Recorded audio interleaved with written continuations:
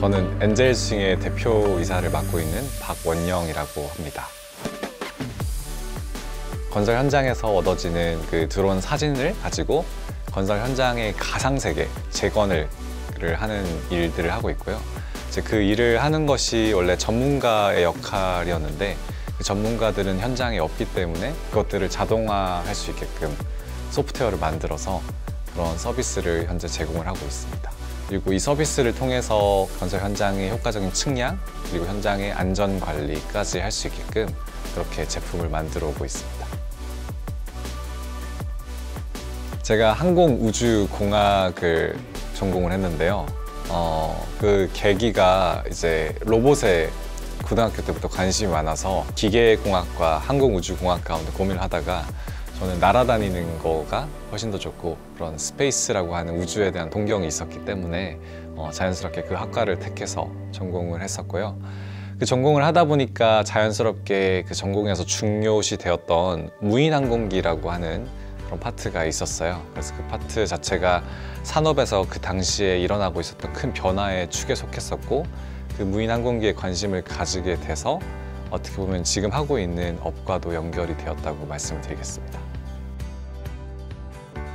그게 그 2015년도에 제가 서울대학교로 방문학생 개념으로 제가 오게 되었는데요.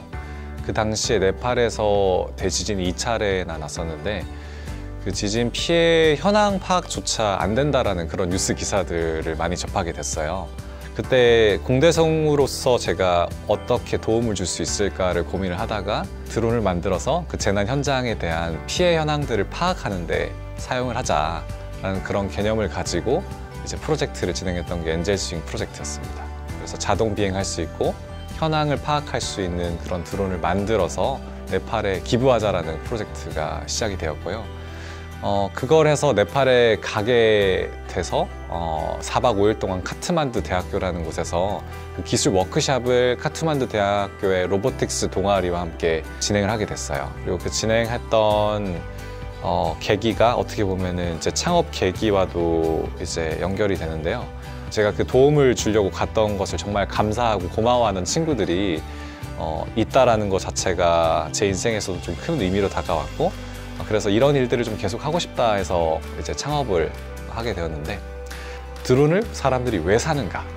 도대체 무엇을 하기 위해서 사고 어떤 산업적 가치가 있을까를 고민하기 시작했고 그 중에서 가장 도움이 된다고 생각하는 것이 변화를 모니터링하는 데 이 드론이 가진 특장점이 있어요. 그래서 그것을 생각했을 때 건설 현장이 정말 좋은 곳이다라고 예측을 했었고 근데 그러다 보니까 만든 드론을 가지고 건설 현장에 서비스를 하다 보니까 자연스럽게 이 현장에서의 문제들에 관심을 가지게 되었고요. 드론이라고 하는 정말 좋은 하드웨어와 좋은 기술이 있음에도 불구하고 현장에서 잘 활용되지 못하는 그 문제에 대해서 파악을 하게 됐고 그 문제를 해결할 수 있는 소프트웨어를 만들기 시작했다고 말씀드리겠습니다. 저희 미션 자체가 기술을 가지고 사람들에게 많은 혜택을 줄 수 있는 그런 비즈니스와 사업을 하자라는 파트가 있는데 그러다 보니까 드론 기술 자체가 어떻게 그 도시와 사람들에게 도움을 줄 수 있을까에 고민을 많이 하게 됐어요. 그래서 그 당시부터 이제 여러 접목을 하기 시작했죠. 대표적이었던 게 쪽방촌, 서울에 있는 판자촌이라고 하는 곳에 이제 정밀한 지도를 만들어서 그 지도를 이제 소방재난본부나 소방서에 기부를 함으로써 불이 났을 경우에 소방차가 어떻게 들어갈 수 있는지 어디까지 들어갈 수 있는지 분석을 할 수 있게끔 도와드린다거나 또 그런 지역들이 서울에 한 8곳 정도가 있는데 그 지역 전체를 매핑하는 작업도 했었고요. 또 이후에도 재난이 계속 네팔에서도 발생했고 네팔뿐만 아니라 인도네시아에서도 발생을 했습니다. 그래서 저희가 현재 만들고 있는 그 기술을 가지고 재난 현장과 환경오염 문제가 있는 곳에도 접목을 시켜서 어떻게 도시라고 하는 그런 풍요한 자산에서 또 소외받고 있는 계층 그리고 또 도시라는 것 때문에 만들어지게 됐던 그런 쓰레기 문제들을 어떻게 좀 해결할 수 있을지에 대해서 고민을 하기 시작했고 거기에 접목시켜 봤던 그런 경험들을 하게 됐던 것 같습니다. 저희가 사용하는 드론은 기본적으로는 일반인도 가질 수 있는 200만 원 정도 되는 내외의 드론을 사용을 하고 있고요. 드론에 자동 경로를 입력을 해두면은 드론이 자동으로 떠서 자동 비행을 하면서 사진을 찍게 됩니다. 그 사진을 찍게 되는데 특정한 패턴을 가지고 찍게 돼요. 그리고 그 패턴은 사진과 사진 사이의 중복도를 인위적으로 만들 수 있게끔 찍게 되고요. 그 중복된 사진을 통해서 이제 3차원을 재건한다라고 보시면 되겠습니다. 그래서 사진의 특징점들을 잡고 그 특징점들을 매칭하는 작업이 이루어지고요. 점구름 데이터를 생성하게 되고요. 그런 데이터들을 이제 정사 투영을 해서 정사 사진, 일반적으로 지도라고 얘기하는 그런 지도로도 만들기도 하고 3D 모델이라고 하는 것도 만드는데요. 이 3차원의 데이터가 있다 보니까 길이를 측정하거나 부피를 측정하거나 표면적을 측정하거나 면적을 측정하거나 이런 부분들이 다 가능케 된다라고 말씀을 드리겠습니다. 조난자를 수색할 때도 요새 드론을 쓴다라는 기사들을 많이 접하셨을 거예요. 이제 땅에서 봤을 때는 볼 수 없었던 시선을 가지고 더 많이 볼 수 있고 더 자세하게 볼 수 있는 부분들이 있습니다. 그래서 드론 자체가 그런 퍼스펙티브를 우리에게 주기 때문에 이런 기술들을 사용해서 공사 현장 관리에 접목을 시킨다고 보시면 되고요. 땅에서는 이게 문제인지 모르는 경우들이 많아요. 대표적이게 장비가 이동하는 동선에 있어서 어디에다가 자재와 장비들을 야적해 놓으면 안 되는지, 어디에 통로를 만들어야 되고 어떤 흐름을 만들어야지 공사 현장에 사고가 없을지 이런 부분들을 판단하고 결정하는 데 있어서 사람의 땅의 시선만을 가지고는 그런 부분들을 알기가 참 어렵습니다. 결국에는 그 퍼스펙티브가 그 전에는 없던 시각으로 그런 인사이트를 건설 현장에 주기 때문에 가치 있는 데이터를 만들 수 있다고 말씀드리겠습니다. 드론이라고 하는 것이 하늘의 시선으로 볼 수 있는 퍼스펙티브가 있지만 분명히 한계도 존재하거든요. 땅에서 봤을 때 훨씬 더 자세히 보이고 훨씬 더 정확하게 알 수 있는 부분들이 분명히 존재하기 때문에 그런 부분들을 보완하는 방식을 현재는 택하고 있습니다. 그래서 저희가 만드는 제품 안에도 건설 현장에서 사용하고 계시는 이제 유저들이 스마트폰에서 찍은 사진을 가지고 업로드를 할 수 있고 그 스마트폰에서 찍은 사진에 있는 그 GPS가 태깅이 되는데 그 지오 태깅된 정보를 통해서 지도에서 어디에서 찍혔는지를 알려줌으로써 그 사진의 어떤 지오 로케이션적인 부분들을 저희가 유저에게 알려드리는 형태로 제공을 하고 있습니다. 가상세계라고 하는 이제 컴퓨터 안에다가 재건하는 쪽으로 이제 기술을 발전시켜 오다 보니까 전체적으로는 조금 딱딱하진 않을까라는 생각이 들었습니다.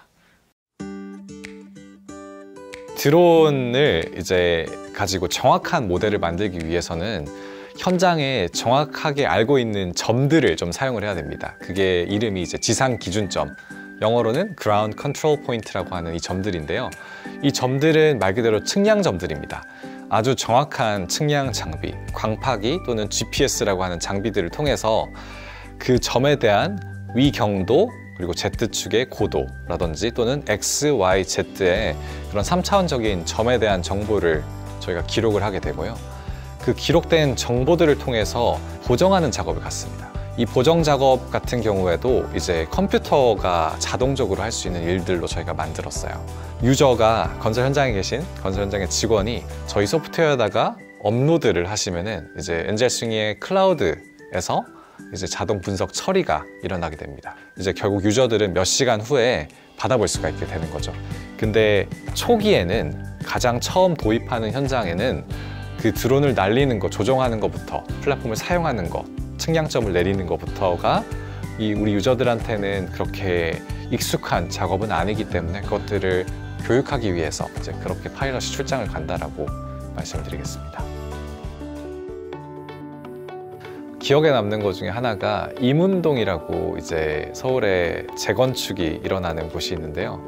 그 지역을 기록하기 위한 이제 이문모아라고 하는 기관에서 저희에게 촬영 의뢰를 해서 그 지역을 3차원 재건해 드렸던 적이 기억에 남는데요. 그때 그 니즈 자체가 이 도시 자기가 살아왔던 마을이 결국에는 조금 있어요. 2, 3년 후에는 다 무너지고 거기 위에 아파트와 이제 어떤 시설들이 들어오기 때문에 그 기록을 보존하고자 하는 그런 단체의 그 노력을 그 단체의 니즈를 저희가 충족시키기 위해서 했던 작업이 좀 기억에 남는 작업 중에 하나일 것 같고요. 재난 현장, 그리고 쪽방촌, 그리고 판자촌을 촬영했던 현장도 상당히 기억에 남습니다. 네.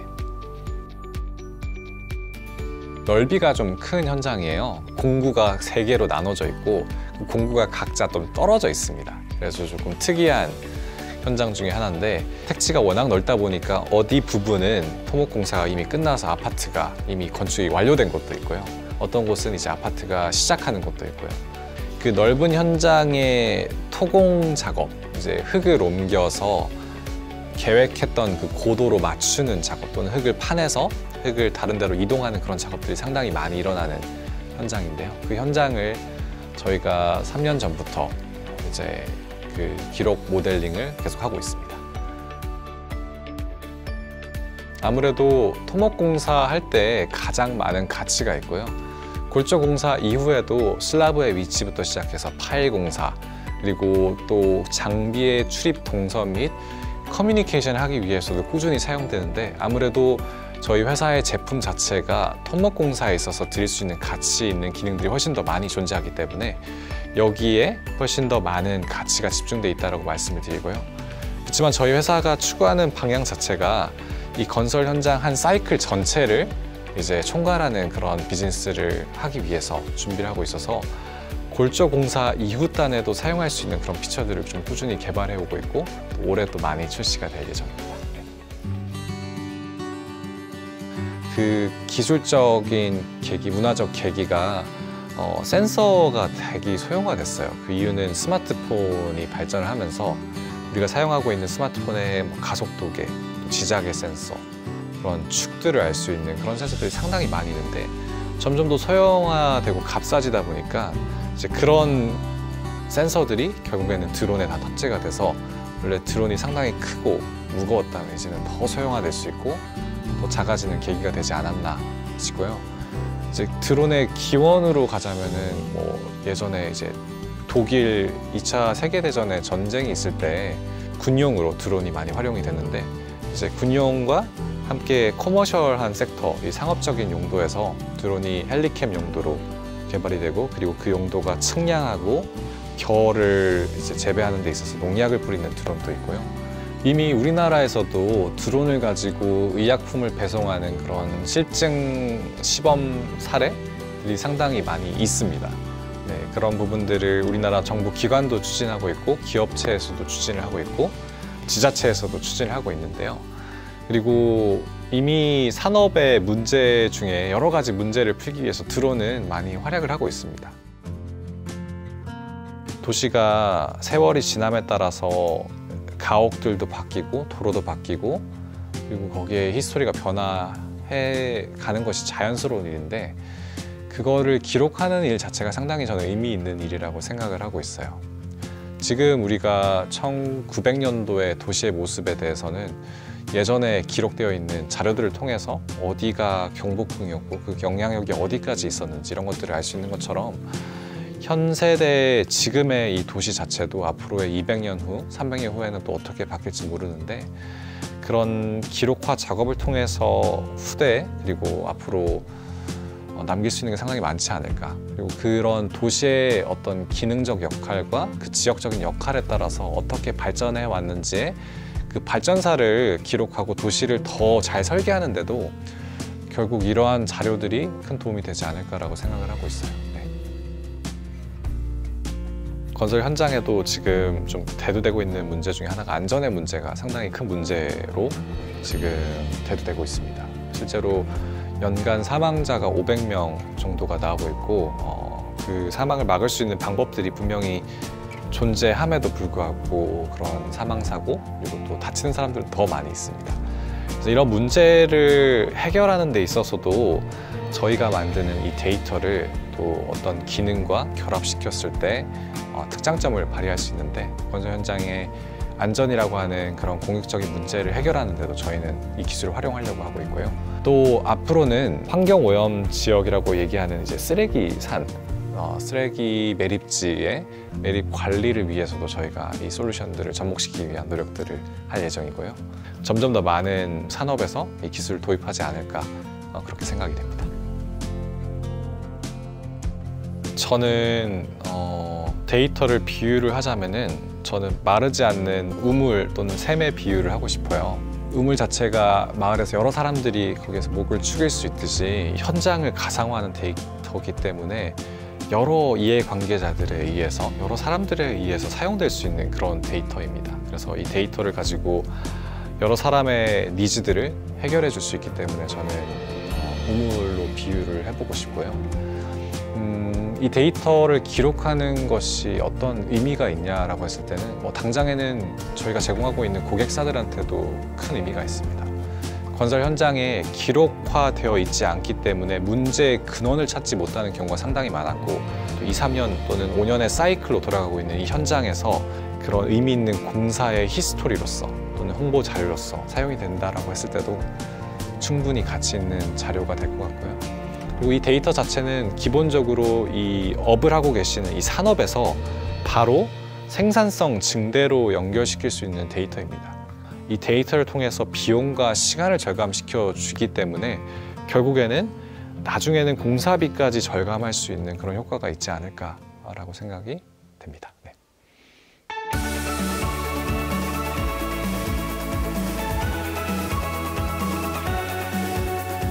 매우 잘 사용하고 있습니다. 여행지 갈 때마다 드론을 가지고 다니고요. 법적으로 문제가 없는 한 무조건 날립니다. 네.